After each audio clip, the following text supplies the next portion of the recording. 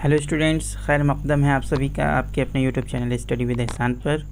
और जैसा कि थंबनेल से आपको मालूम है कि आज के इस वीडियो में हम लोग दरख्शां हिस्सा दोम, जो कि आपके मैट्रिक में चलने वाली, बिहार बोर्ड मैट्रिक में चलने वाली उर्दू की दरसी किताब है, और इसमें जो भी आपके निसाब में चैप्टर्स शामिल हैं उनमें से मिर्ज़ा गालिब से जुड़ी हुई कुछ इंपॉर्टेंट बातों को हम देखेंगे, जो आपके फ़ाइनल इम्तिहान में अक्सर सवाल आते रहते हैं।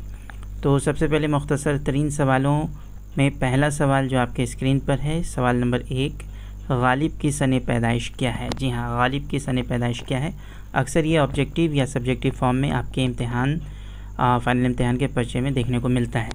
तो आप याद रखें कि गालिब की सने पैदाइश क्या है, 1797 ईस्वी। जी हाँ, 1797 ईस्वी इनकी सने पैदाइश है। और अगर आप पूरा डिटेल जानना चाहें तो 27 दिसंबर, जी हाँ 27 दिसंबर 1797, 27 दिसंबर 1797, ये आप याद रखेंगे।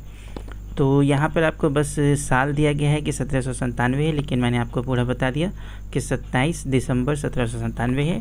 बेहतर होगा अगर आप पूरा याद रखते हैं।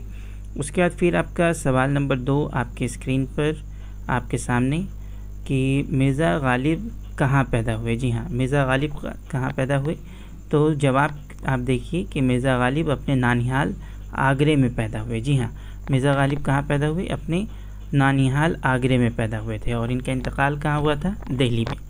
और इंतकाल का भी साल आप याद रखें, 1869 ईस्वी में इनका इंतकाल हुआ था, ये भी आप याद रखेंगे।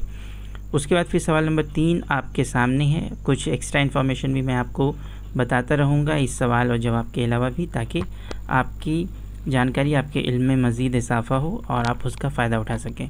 सवाल नंबर 3 आपके सामने है कि गालिब के खतूत के किसी एक मजमूए का नाम लिखिए। जी हाँ, जैसा कि आपको इल्म है कि गालिब ने बहुत सारे खतूत लिखे हैं, तो उनके खतूत को भी जमा कर 2 मजमूए बनाए गए, और जिनमें से आपके किसी एक मजमूए का नाम यहाँ आपका सवाल नंबर 3 में पूछा जा रहा है कि गालिब के खतूत के किसी एक मजमूए का नाम लिखिए।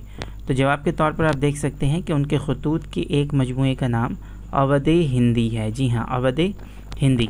और एक दूसरा मजमूआ, जैसा कि मैंने आपको बताया कि गालिब के खतूत के 2 मजमूए हैं, तो एक मजमूए का नाम तो आपने देख लिया, अवध हिंदी, और दूसरे मजमूए का नाम आप याद रखिए, उर्दू मोहल्ला। जी हाँ, उर्दू मोहल्ला, उर्दू मोहल्ला इनके दूसरे ये खतूत के दूसरे मजमूए का नाम है। मैं इसे और क्लियर लिख दूं ताकि आप इसे आसानी से ज़हन नशी कर पाएँ। उर्दू मोहल्ला, ये उर्दू हो गया, और ये मोहल्ला। यहाँ पर जगह की थोड़ी कमी हो जाने की वजह से ये मोहल्ला लफ्ज़ मैं फिर लिख देता हूँ। ये हो गया उर्दू।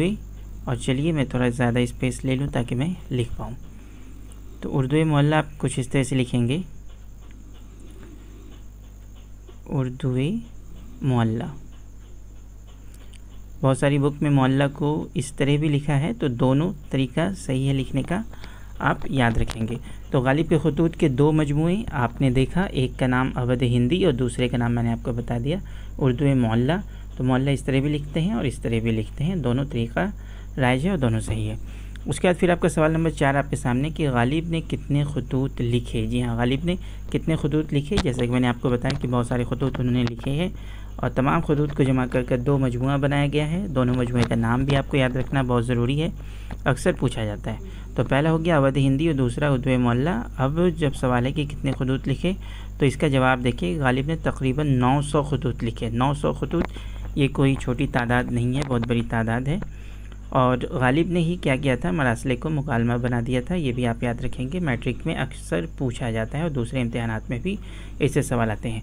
तो मुख्तसर तरीन सवालों का ताल्लुक़ जहाँ तक है, तो गालिब से मुतल्लिक़ ये सवाल 4 सवाल जो मैंने आपके सामने आज के इस वीडियो में रखा, ये सवाल कई दफ़ा पूछे जा चुके हैं, और आप इसे ज़हन नशी कर लें। इसी तरह के बहुत सारे सवालात भी आपको अपने चैनल पर लगातार अपलोड किए जाते रहते हैं, जिसे पाने के लिए आप चैनल को सब्सक्राइब कर दें, वीडियो को लाइक कर दें और दोस्तों तक भी शेयर कर दें, और नोटिफिकेशन बेल को भी दबा दें ताकि सारी यूज़फुल वीडियोज़ आप तक पहुँचती रहे।